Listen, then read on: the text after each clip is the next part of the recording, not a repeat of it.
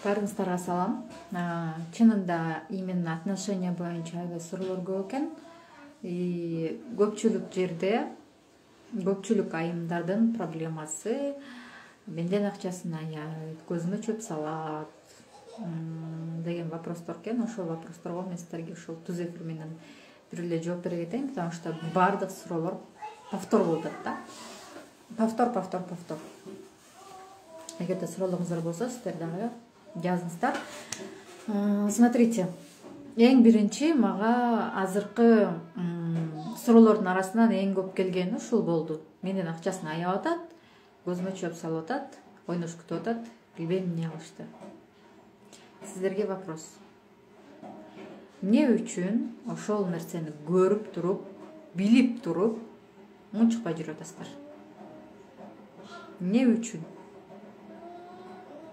Эгерде сизге это нормально болуп атса, эч нерсе, хотя ичиңизде болуп атышы мүмкүн баардык нерсенин баары. Но сиз ошол нерсеге чыдап атасыздар, жашап атасыздар. Анан эмнеге аны кайра крайне чыгарып атасыз? Причем тут күйөөңүз, эгерде сиз ошол нерсеге макул болуп жашап атсаңыз? Причем тут он? Он тут вообще ни при чем. Ал болгону сиздин ичиңиздеги болгон состоянияны сыртка чыгарып атат. Өзүңүзгө болгон ишеним жок. Өзүңүздөн баардык нерсени аяйсыз, өзүңүзгө ыра көрбөйсүз. Баардык нерсени балдар үчүн, үй бүлөм үчүн, үйүм үчүн дейсиз. Бүт баардык нерсени, но только не для себя. Өзүңүз үчүн эмес. Баары үчүн кыласыз, тиги үчүн, бул үчүн, но для себя вы ничего не делаете. Эмне келип чыгып атат? И вот вам результат, он просто вас зеркалит. Жөн гана сиздин ички состоянияңызды сыртка чыгарып көрсөтүп атат. Каким образом? Жаш кыздарга барып атат, өзүнө каранып жүргөн, өзүнүн баасын билген. Понимаете, в чем там лежит, эмне турат ар жагында? Өзүнө караган, ар дайым акча сураган, белек сураган кыздарга барып атат, и ошолорго берип атат акчасын, а сизден аябап атат. И подумайте тут, ким күнөөлүү болуп атат? Почему это происходит? Ой, ойлонсоңуздар өзүңүздөр. И все. Демек сиз эмне кылып атасыз? Өзүңүздүн акча аябап атасыз. Жолдошуңузду аябап атасыз. Ал иштеп атса, жалгыз байкуш, а мен болсо еще тигини сурасам, муну сурасам, акча аябап атасыңар. Күйөөңөрдү аябап атсаңар, конечно, анын акчасын аябап атсаңар, конечно, аябайт. Какой выход из ситуации? Өзүңөрдүн самооценкаңарды көтөргүлө. Өзүңөрдү сыйлаганды, өзүңөрдү сүйгөндү үйрөнгүлө биринчи очередь. Анан келип алып күйөө мындай, күйөө мындай, и 5-10. Күйөөңөр просто сиздин ички состоянияңызды көрсөтүп атат, бүттү. Ичиңизде болгон нерсенин баары күйөөңүз чыгарып коюп атат. Потому что жаныңыздагы жакын адамдарыңыз сиздин күзгүңүз. Просто сиздин күзгүңүз. И күзгүдөн эмнени көрсөңүз, значит сизде ошол нерсе бар деген сөз. И сиз ошол нерсени өзгөртпөй эле, бер жактагы өзүңүздө турган состоянияны өзгөртпөй эле күзгүнү карап урушуп атасыз, күзгүнү күнөөлөп атасыз, күзгүдө турган отражениени, өзүңүздүн отраженияңызды көрүп эле күнөөлөп атасыз. Вот, мындай кылып коюп, тигиндей кылып коюп, кантип өзгөртөм деп күзгүнү сүртүп баштайсыңар, ар жагынан бер жагынан болгон средствону алып келип барып аяка сүртөсүңөр. Эмне кыласыңар, но все равно өзүңөр өзгөрмөйүнчө, күзгүдөгү карап турган адам өзгөрмөйүнчө, күзгүдөгү отражение өзгөрбөйт эч качан. Элементарно азыр барып күзгүгө караныңыз, күзгүнү урушуп баштаңыз, күзгүгө караны алып алып сизди урушат. Күзгүнү сүрүп баштаңыз, вот ушул өзгөрсүн деп, өзгөрөбү? Нет, конечно, өзгөрбөйт. Эгерде сиз жылмайсаңыз, анан күзгүдөгү отражение жылмаят. Сиз өзүңүздү сүйүп карап баштасаңыз, күзгүдөгү отражение тоже сизди сүйүп карап баштайт. Понимаете? А сиз болсо күзгүгө бара алып, өзүңүз септеп, там халатты кийип алып, жоолукту салынып алып, бара алып күзгүнү карап атасыз, карасаңыз ал жакта вообще сиз каалабаган картина. И сизди ошондо бирөө сүйөбү? Күзгүдөгү отражение өзгөрөбү? Нет, конечно. Өзгөрбөйт. Сиз ошо көзгүнү карап алып өзүңүз ошону сүйбөй атсаңыз, отраженияңызды, өзүңүздү баалабай атсаңыз, өзүңүзгө көңүл бурбай атсаңыз, өзүңүздү жертва сезип атсаңыз, вот бүт баары мени ушинтип атат, күйөөм тигинтип атат, анан кайненем мынтип атат, анан все мне должны, мен деген анткени бала төрөп бердим, мен деген энемин, анан ушунча жылымды сага короттум, лалала тралала десеңер, күзгүдөгү нерсе, күзгүдөгү отражение эмне кылат? Точно ошондой отношение кылат. И все. Жашоодо бирөөнү өзгөртөм деп эч качан аракет кылбаш керек. Көпчүлүк айымдарда ушундай проблема. Ой, өзгөртө алам. Бул күйөөнү өзүм каалаганымдай өзгөртө алам дейт. На самом деле сиз деле күйөөгө тиіп атканда балким күйөөңүз ошентип алган болсо, каково будет вам? Ой, бул аялды өзүмө башкарта алам, үйдөн чыкпайт, тамак жасайт, мага бала төрөп берет, отурат, эч нерсе кылбайт. Сиз ойлоп атасыз да, вот күйөөгө тиіп атам, мени поддержка кылат, экөөбүз чогуу ар жак бер жакка чыгабыз, там саякаттайбыз, чогуу бүт баарына жетебиз деп атат, а күйөөңүз тура албай, мен налево направо жүрө берем, ал болсо үйдө отурат, бала төрөп берет деген ой менен алып аткан болсо, каково было бы вам? Сизде кандай сезимдер болот эле? И то же самое, ой, бул күйөөнү өзгөртө алам, мен каалагандай болот деп тийген болсоңуз, анын деле абалы точно ошондой болот. Мен силерге айтат элем бул жактан. Эң биринчи,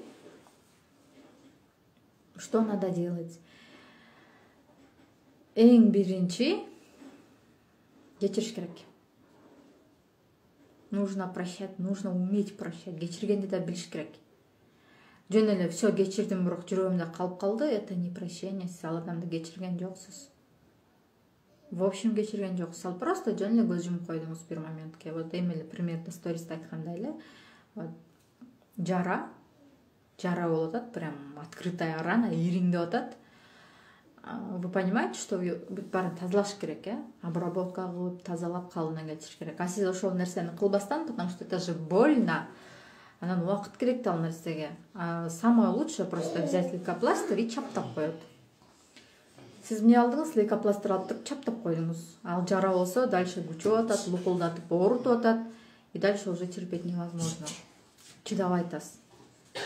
И эмне кылып атасыз? Ошол жараны күнөөлөп атасыз. Вот, могул жара кетпей, кечке оорутуп, мени кыйнап, жанымды кыйнап атат. Эмне кылам бул нерсени деп. Ошентип отура берсеңиз, ал жараңыз күчөй берет. Барып кайсы бир органыңыз жарактан чыгат. Оно вам надо. Точно ошондой ситуацияга точно ошондой отношение кылып атасыңар да, просто-напросто. И все. Ошону ачып, ушул менин жарам экен, мен ушуну дарылайын, мага ушул нерсе керек, ден соолук өзүмө эле керек дебестен, кайра ошол жагына карап наалып отурасыңар. Бир нерсе өзгөрөбү? Нет, конечно, өзгөрбөйт. Потому что ал сиздин колуңузда. Аны өзгөртөсүзбү, жараны дарылайсызбы, же дальше ошого алып карап отура бересизби, бир гана сиз чечесиз да.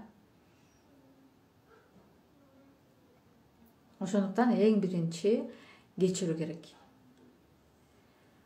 Адамды кечирбесеңиз, ошол жерден сабак албасаңыз, дальше жыла албайсыз. Это первый этап прощения.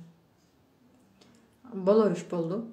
Артка кайта каралбайсыз. Канча какшабаңыз, канча сүйлөнбөңүз, болор иш болгондон кийин все уже. Убакыт артка келип, калыбына туруп калбайт. Сиз кечке анын мээсин жеп, ага таарынып, анан еще бир нерсе боло бергенде, убакыт артка келип калбайт, баардык нерсе назад кайтып калбайт. Экинчиси самооценка. Самооценканы көтөргөндө үйрөнүңүз. Көпчүлүк айымдардын проблемасы ушундай да. Турмушка чыккандан кийин одно целое болуп алышат да, күйөөм жана мен экөөбүз биригип бир адамбыз болуп алат да. Турмушка чыга элек деле запрос ушундай да, мен өз теңимди тапсам, өз жарымымды тапсам дейт да.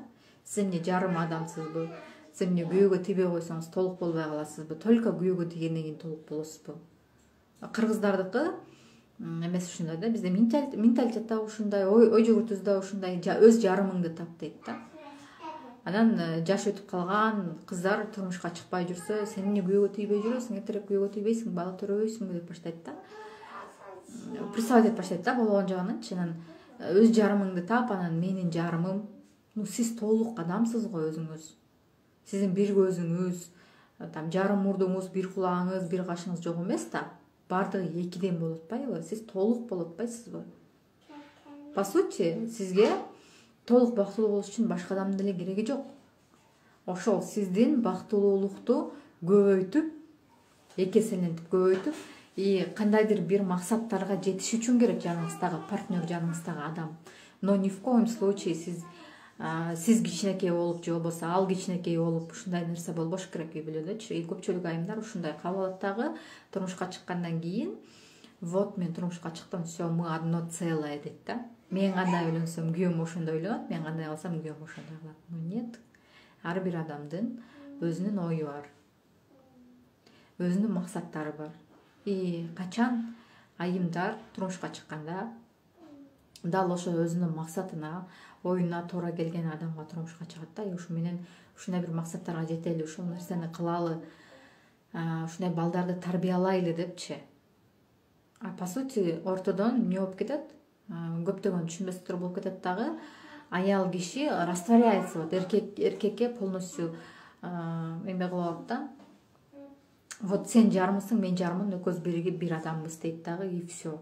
Любой жактан жабыша алат да. Ары кылса деле, бери кылса деле.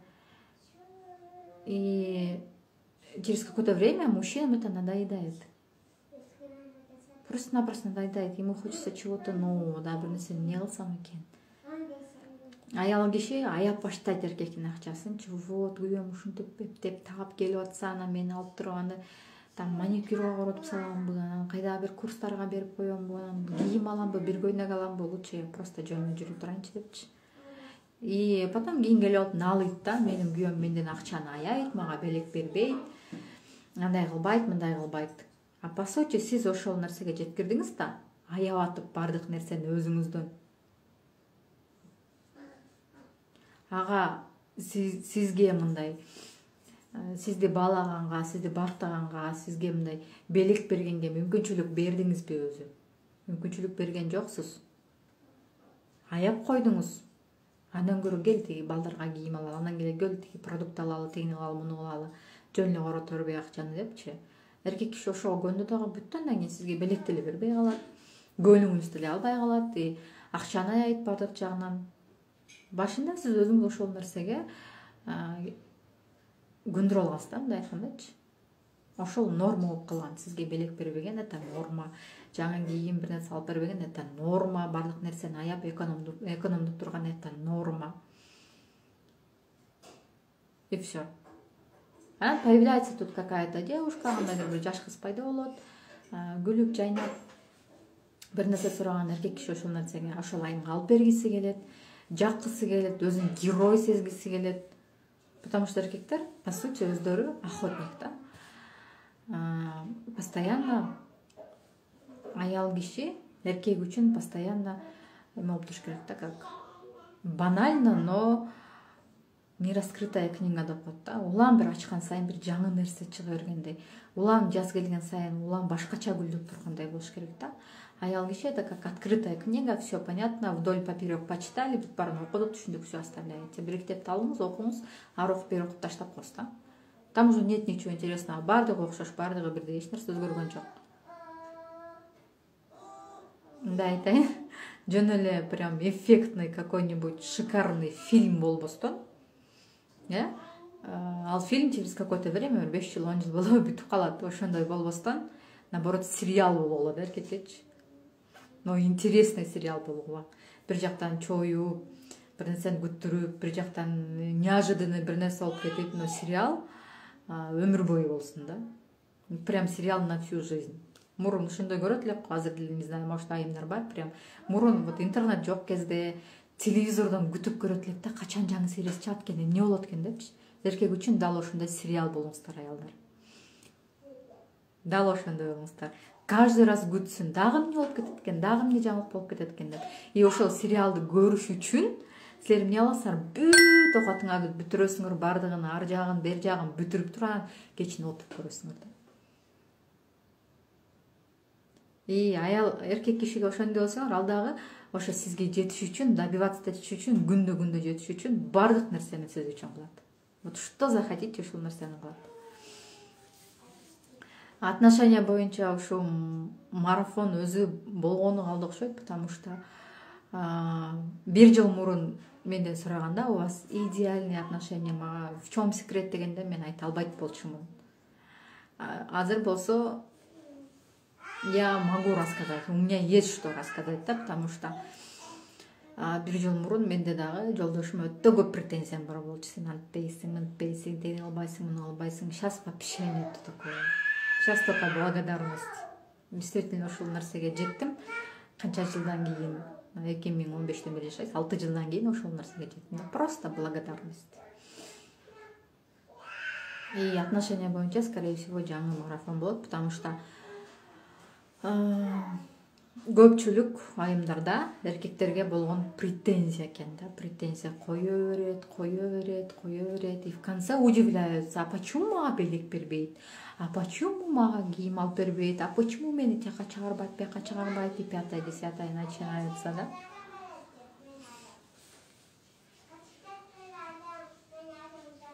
Вот сиздерге суроого жок. Как сериал болгола и все. Всегда непредсказуемый, всегда интересный жерине келип токтоп калат. Уландысын көрсөң эртеңки күн кечти күтүшүң керек. Же болбосо выходной болуп калат, суббота, воскресенье. Вот и жди кийинки жуманы. Пока кайра сериал башталганча күтөсүң, эмне болот болду экен деп кечке ойлоносуң.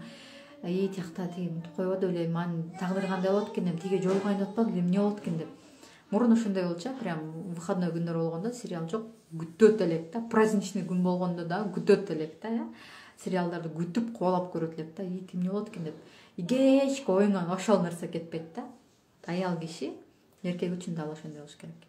24/7 оюндан чыкпаш керек. Эмне болот экен, эмне кылсам экен, ал сериал башталганча тинип турушум керек десе, ушул аялыма муну алып беришим керек, тини алып беришим керек, тине кылышым керек деген нерсе болуш керек да. А эгерде бир фильм болсоңор, ошондой захотел, примеры чыкты, барды, көрдү, все уже. Через какое-то время уже желание жок. Жаңы кино чыкты, все жаңы кино кетип калат. А потом через какое-то время тиги эмне жөнүндө болгону эле унутуп калат. Фильмы они такие, да. Мурун кайсы сериал бар эле, Санта-Барбара. Мен бала кезде апам көрөт эле. Телевизордун алдында отуруп алып көрөт эле, прям күтүп көрөт эле. Не знаю, канча серия. Но сиздин жашооңуздун сериалы прям өмүр бою болушу керек да. И с каждым разом все интереснее и интереснее. Где-то может быть скучно болот, но все равно держит в тонусе. Подумайте, ар бир адамдыкы өзүнүкү ар кандай. Ар ким ар кайсы сериалды жакшы көрөт да. Мисалы, мага Великолепный век аябай жагат. Азыр деле кирип Инстаграмдан фрагменттерин көрөлүм.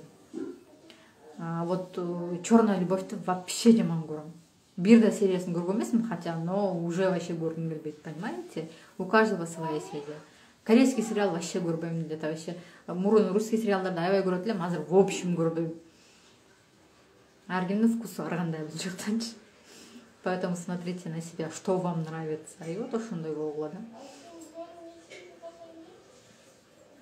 Непредсказуемый, да? Непредсказуемость, вот это...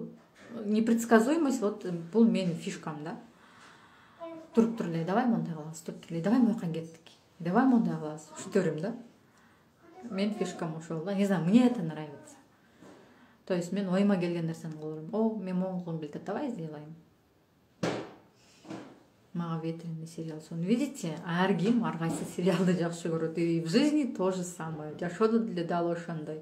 Кимге эмне жагат, уже на свой вкус. Смотрите.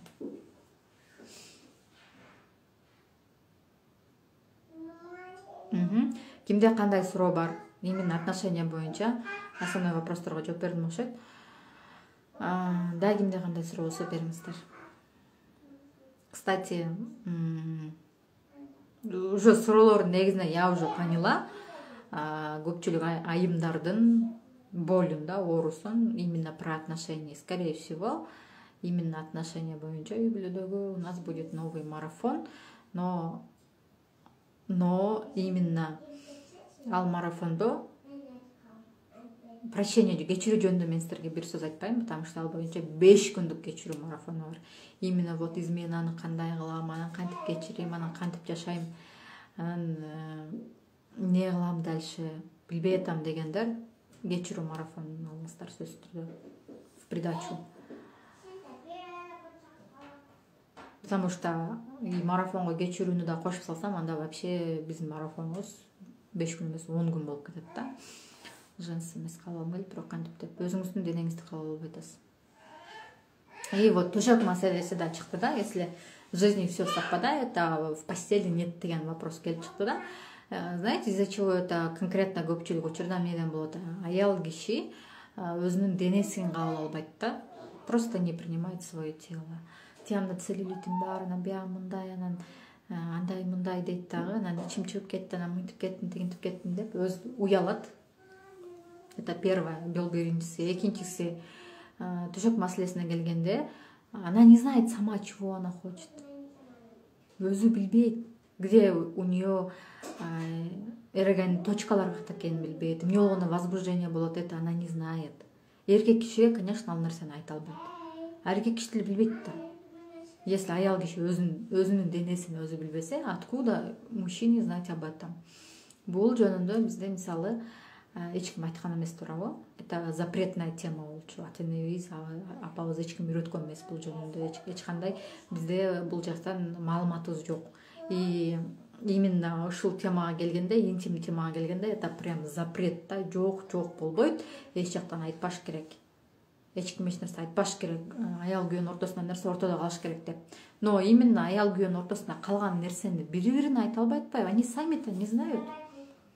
Үчүнчүсү эме да, страх. Берип койчу Машко. Мен азыр буга бул нерсе деп айтып койсом, мондай кыл деп айтып койсом, бер, монтип айтып койсом, бул мени каяктан үйрөнүп алдың, значит, ойнош күтүп алдың да, мынтип алдың да, тигинтип алдың да деп ойлойт дейт дагы, и тоже молчит. Төрүнчүсү тупо уялат. Просто уялат айтканданчы. И все. И вот вам проблема в интимной жизни. А если интимный жашоодо проблема көп болсо, если несовместимость болсо, там семейный жашоо эме болуп калат да, мындай. Кошунадай болуп калат да жашоочу. Кошунадай жашап каласыңар да, как соседи. Либо как соседи болбосо, аял киши барып акыры күйөөсүнүн апасына айланат да. Көпчүлүк айтып атпайбы? Күйөөм ошо төшөктө проблема болот, анан гүл айтып атат, ойноп атат деп силер просто эненин ролуна тура аласыңар дагы, и все, күйөөңөрдүн ой курсак ачты, тамагын берейин, анан ой кийимин жууйын, анан тинте коеюн, мынте коеюн деп атып, балаңарды ошентип карайсыңар по сути. Бала кичинекей, ооба карайсыңар аны. Кой тамагын жасап берейин, кой кирин жууп берейин, ой окуса эмне болуптур деп, анан ой күйөөм жумушу эмне болуптур, жаман болгон турбайбы деп, анан чоңойгон сайын балаңар акча тапса, балаңардын акчасын аяйсыңар. И кой балам өзүң эле корочу, мага бербей эле койчу. Энелер ошентет, И тут то же самое. Точно эле ошол болуп атпайбы? Ой кой, андан көрө кел тигини кылалы, муну алалы, мага эч нерсем кереги жок, мага алып бербей эле кой. И по сути силер эне болуп атасыңар, күйөөңөр силердин балаңар болуп атат. Барып турчу кызым, мен иштеп алайын. Барбай. Местоң алмашып атат. И, конечно, эркек киши өзүнүн энеси менен жатпайт. Пульт иштетсең эле иштет. Жатабы? Нет, конечно, жатпайт. И вот вам все проблемы. И если интимный жашоодо проблема башталды дегиче, берки жашоодо тоже обязательно проблема болот. Потому что именно интимный жашоодо болгон энергиянын баары ошол жакта жатат да. Особенно эркек кишиге. И аял кишиге тоже самое. Вот женственность, сексуальность, ачылбагандык, зажатость, бүт баары ошол жактан келип чыгат. И следующий вопрос: почему менин күйөөм мага карабайт? Өзүңөрдү карагыла да, Господи. Таза жуунуп, тазаланып жүргүлө постоянно. Кымбат ич кийимдерди алып кийгиле, өзүңөрдөн аябай, штандарды кийип албай. Кружеваларды кийгиле. Кружева жок, мен кружева кие албайм, мен толокмун десеңер, красивый ич кийим, там белье, комплекттерди кийгиле. Там шугаринг кылгыла, там эпиляция кылгыла, все что угодно. Но смотрите, следите за собой. Өзүңөрдү карасаңар, анан ошого деле приятно же. Эркек киши, он видит глазами, ал көзү менен көрөт. Он увидел, посмотрел, ему понравилось. Эмне үчүн аял кишилер постоянно жасанып, боенуп, мондай болуп жүргөн аялдарга, монтип постоянно монтип жасанып жүргөн аялдарга кетет эркектер? Потому что они видят глазами, көзү менен көрөт. Ал көзү менен сүйөт. Ашказан это тоже есть, но мужчина смотрит глазами. Карасаңыздар, эшикке мындай бөөңүр менен бир жака чыксаңар, мындай татынакай кыз кетип баратсам, монтип карайт. Это нормально. Потому что он видит глазами. И смотрите, что тут происходит. Эмне үчүн шариятта айтылат, эшикке чыкканда жамынып чык деп.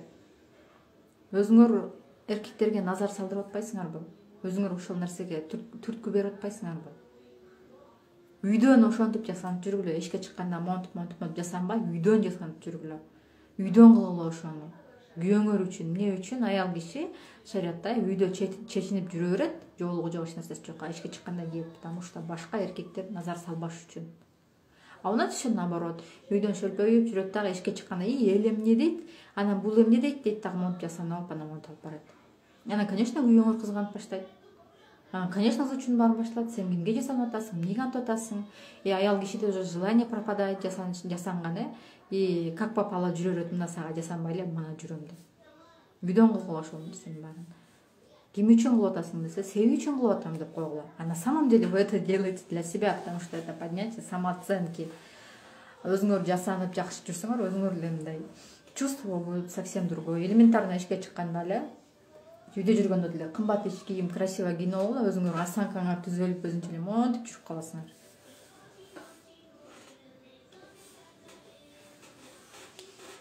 Да, интимный жашоону эч кимге айтканга болбойт. Это даже неправильно, и шариатта дагы, и вообще этикага да туура келбеген нерсе. Но күйөөңөр экөөңөрдүн отооңордо ал нерсе болбош керек. Тартынуу деген нерсе болбош керек. Билим алыш керек, китеп окуш керек. Информация алыш керек. Көбүнчө айымдар төрөгөндөн кийин тоже канча естественный уровень өзү төрөгөндөн кийин кайра калууна келиш кыйын. Кто-то делает элементарно упражнение Кегеля деген бар. Откройте просто Гуглда ачып, там Ютубта ачып Кегель зарядкаларын жасагыла. Интим гимнастика курстарга катышкыла. У нас тоже вот интим гимнастика боюнча менин кураторумдун курсу бар. Кылгыла ошол нерсенин баарын. Вот мен күйөөм тигинтип атат, анан андай мындай. Ну, по сути, бир эле тамак аш менен, забота менен күйөөңөрдү кармап кала албайсыңар. В то же время бир эле интимный жашоо менен күйөөңөрдү кармап кала албайсыңар. Везде должен быть баланс. Бизде женская энергия деген марафон бар. 2 күндүк марафон бар. Ал жакта вот аял кишинин 4 ролун мы рассматриваем, да? Рассматриваем ушул жактан. Женская энергия деген. Андан кийин самооценка деген марафон бар. И вот отношения боюнча марафон жок да. И ошол экөөнүн баарын бириктирип туруп бир марафон кылчыдай болуп турат окшойт азыр. Но кечирүүнү мен в любом случае бул марафонго кошпойм, потому что кечирүүнү өзүнчө алып көрсөтүү керек болот. Это must have. Дальше. Почему еще эркек киши аялдан акчаны аяйт? Дагы бир причинасы бул акчага келип такалат. Элестетиңиз, күйөөңүз эртеден кечке иштеп, аракет кылып акча таап келип атса, сиз келип алып, ой бул акчаң аз эле экен го, мунун эч нерсеге жетпейт, тигиңиз керек, месин жеп атсаңар. Конечно, анын эмгеги бааланбай атат да, ошончо иштеп таап келгенин берип атса сизге, сиз келип алып алып атсаңыз, жетпейт деп атсаңыз, ему уже не хочется зарабатывать, анда билгенин болчу дейт да. Неважно, анын баласы болобу, не болот, все равно ему уже настолько жетет, ушунчалык его достаете, да, либо ошончо таап келген акчасын бир ай иштеп таап келди, сизге акчаны карматты, где-то 2 жумадан айтып атасыз акча жок калды, карыз алалы, тигинтели, он сурайт да, акчаны каяка кетирдиң, ты что вообще, что делаешь депчи. А үйдө отурган айым акча таппаган адам акчанын баркын билбейт да. Эмне үчүн аял киши акчаны алып келгенде батыл жок болуп кетет да, акчанын берекеси жок, анан канча акча тапса деле жок болуп кетет, акчаны көрүнбөй тап дей берет да аялдарчы, мен үйдө отурам, күйөөм эле иштейт, анан акча жетпейт деп, потому что иштебеген адам акчанын баркын билбейт. Мисалы, квартира жашаганда квартплата төлөнөт, там суу келет, газ келет, свет келет, анын баарын төлөш керек. Телефонго интернет азыр мени көрүп отурасыз, демек менин телефонуңуз бар, интернетиңиз бар, акча ал дагы туурабы? Тамак ашыңыз, телевизоруңуз иштеп атат, бүт акча да, ошол нерсенин баары акчага кетип атат. Анан отуруп акча жок дешет да. Эмне үчүн эркектер аялга акчаны карматпай калат? Потому что сиз просто акчаны туура бөлүштүргөндү билбейсиз. Алдыңызда бүт баарын жок кылып салдыңыз. Как бы сиз күйөөңүз иштеп, аябай аракет кылып, бир ай темселеп таап келген акчасын бул жетпейт дедиңиз да, мондайын чачып салдыңыз да. Все, эч нерсе көрүнбөй калды. Вот ошол боюнча айтып атам да, эркек таап келген акчасын аялына бербесе, акчаны эркек өзү это нормально деп. Мен мисалы жолдошум биз сүйлөштүрүүнөн баштап эле башына бербейт эле акчасын, сүйлөштүрүүнөн баштап эле акчасын мага карматат да. Вот 8 жыл болду, канча таап келбесин, до копейки мага карматат. А мен отуруп алып, ой мунун жетпейт, тралла дебейм. Просто сидим, окей, давай мындай кылабыз, мындай кылабыз. Акчаны туура бөлүштүрүү марафону бар, ошо менен распределяем, и все нормально.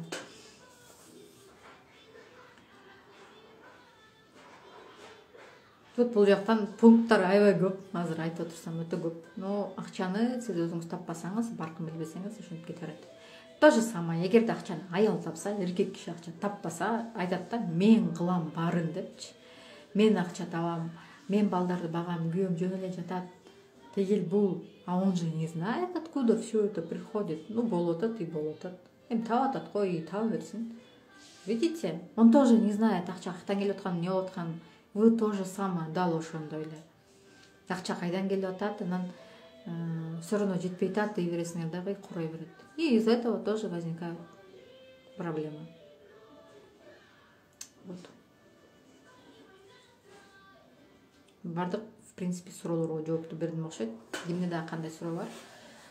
Суроолор болсо бериңиздер.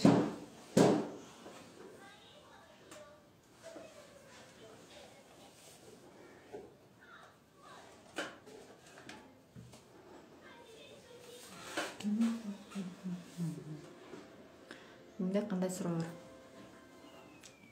Отношения боюнча. Ну, отношения болгондо, это, знаете, бир жолу какой-то построил отношения, турмушка чыктың и все идеально эмес, нет. Наоборот, сүйлөшүп жүргөн это одно, турмушка чыккандан кийин да ана концерттин баары ошондой башталат, билесиңер, Анан бала төрөлгөндөн кийин андан көп концерт башталат да. Марафонго катышсак болот дейт. Азыр мен канча күн болот ошону определю. Каякта болот ошону определю. Но, скорее всего, лучше YouTube каналда кылган оң болот окшойт. Потому что кечирүү марафон YouTube каналга прямой эфирге кылдым, вообще сонун болду.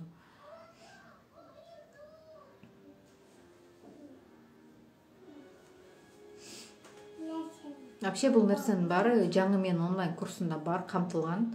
Мен ошол ичиндеги курстагы темаларды прям еще глубже раскрывать эту там, да.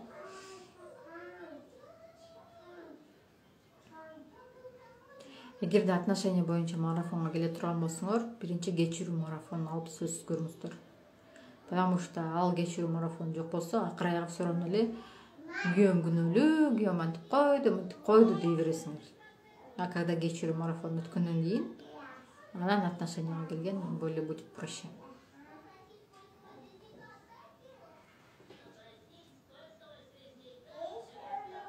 Ооба, даяр болгон анонс кылам, но именно кечирүү марафонун өткөндөр үчүн гана аламын да. Поэтому биринчи кечирүү марафон, потом только про отношения. Потому что азыр про отношения кирип кеткен болсоңор, либо в любом случае күнөөлөп чыгасыңар, в любом случае күйөөңөрдү кандай күндө болгондо дагы крайне кылып саласыңар да. Вот күйөөм күнөөлүү, и на этом точка болчу. Акыр аягы бүт үй-бүлөдөгү финансовый проблемы, там в отношениях, там интимный бүт проблеманы, бүт нерсени баарын күйөөм күнөөлүү дейсиңер да бүттү, алып койсоңор.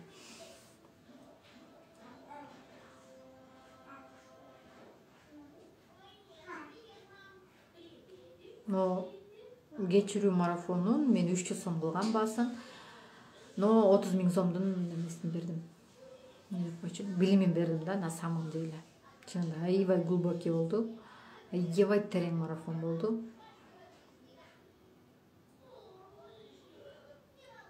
Еще медитациялар дагы бар. Но марафон уже мен туулган күнүмдөн кийин болот. Туулган күнүмдөн кийин какой-то бир күндү белгилеп өтөбүз. Ман үчүн кечирүү марафонун биринчи көрүш керек.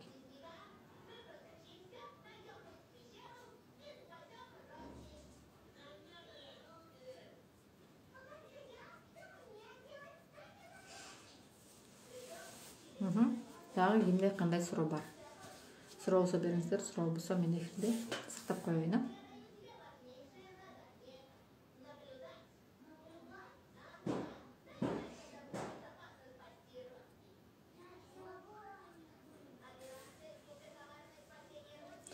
Ну, по сути, мындай алсаңыздар деле болот да, допустим, бөлүп алсаңар болот, но это будет мындай чаржайып болот да. Кечирүү марафонун алыш керек болот, аны үчүн женская энергия марафонун алыш керек болот, акчаны туура бөлүштүрүп пайдалануу марафонун алыш керек болот, жашоону өзгөртүүчү 5 кадам марафонун алыш керек болот. Что еще? Акча мастер-классы бар, аны алыш керек болот. Как минимум 5 марафон алыш керек болот да, 5. Это минимум да. Анын баасы канча болуп кетет ошондо? 1000ден ашып кетет экен, 1000 сомдон ашып кетет экен да.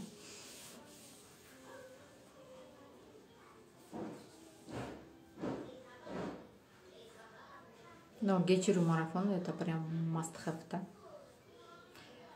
Бүт баары ошол жерден башталат, тааныштан башталат, обидадан башталат. Кстати, еще самооценка марафонун алыш керек болот, потому что без самооценки никуда. Вообще 2000 сом болуп кетет экен баардык марафондорду алып отурсаң.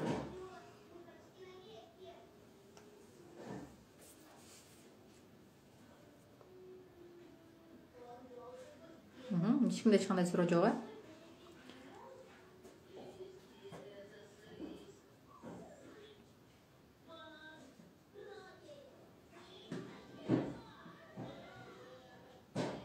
суроо жок болсо, анда мен азыр жаңы марафондун структурасын толук түзүп чыгайын. Исходя из ваших вопросов, мага келген кечээки суроолордун негизинде